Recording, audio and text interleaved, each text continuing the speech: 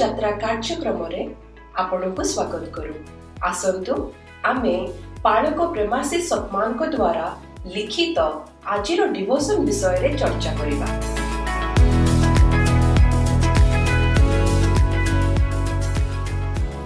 Praise the Lord. आज आमे गोटे बहुत आकर्षणीय विषय रे कथा हेबा। Praise the Lord.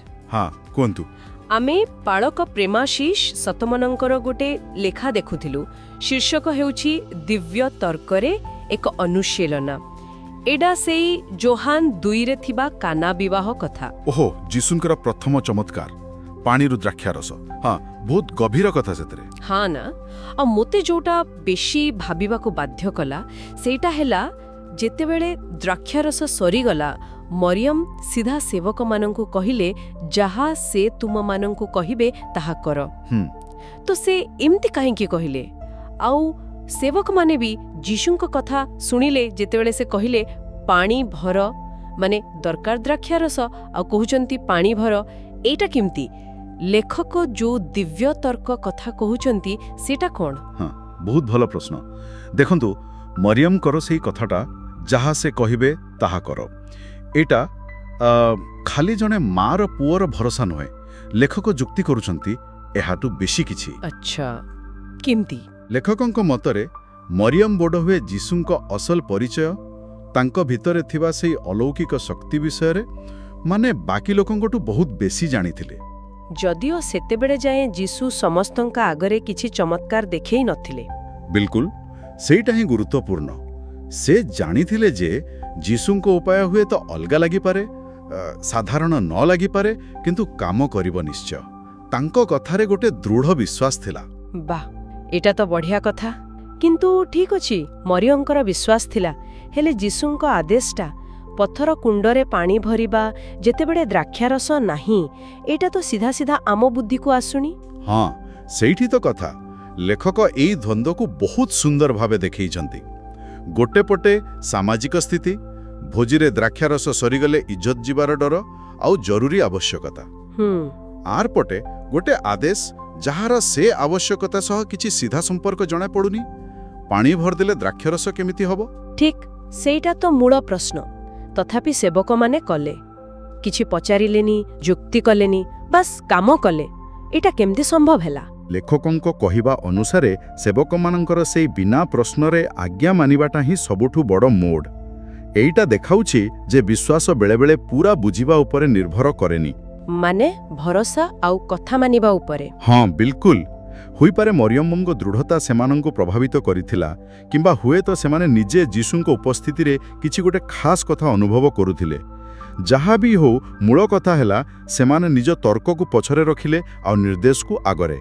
अच्छा आउ एठु आसुछि से दिव्य तर्कर कथा ना डिवाइन लॉजिक। हाँ लेखक एडी बाइबल रो उदाहरण देउछंती जेमिति जिशाया 55:8 मोर संकल्प तुममानंकर संकल्प नुहे कि तुममानंकर पथ मोर पथ नुहे।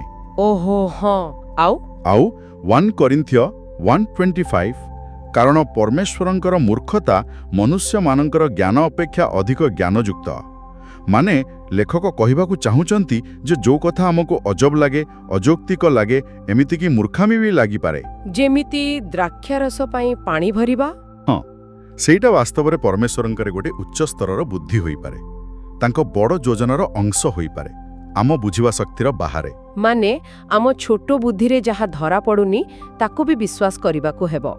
सेया परमेश्वरंकर निर्देश उपरे भरोसा रखी तांकू पालन करिवा जदियो आमकू कारणटा संगे संगे बुझा पडुनी। एइटा ही हेउछि दिव्य तर्कर मूल कथा।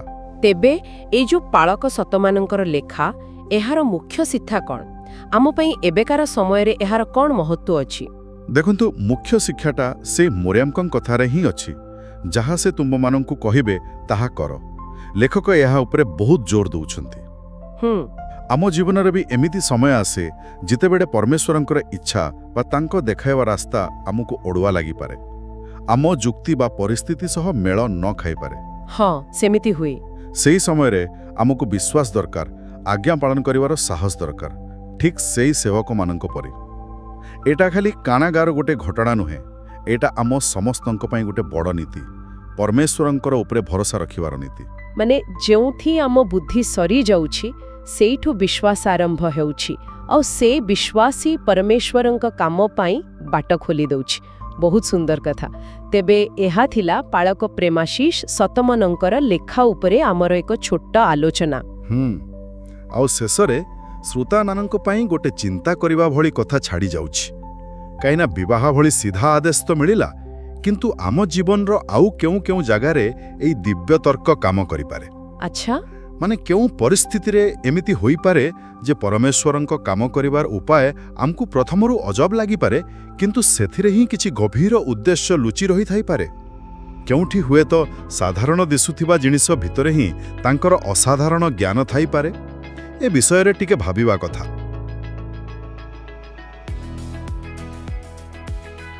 आज आत्मिक यात्रा कार्यक्रम रे जोग देबा पई धन्यवाद। जेउठी आमे प्रतिदिन परमेश्वरंक वाक्य आलोचना करूछु। जदि एही कार्यक्रम आपनको आशीर्वाद देइयोछि तेबे एहाकु आपना फैमिली आउ फ्रेंड्स व्हाट्सएप ग्रुप रे शेयर करंतु। आसंता काली पुणी देखा हबा। धन्यवाद।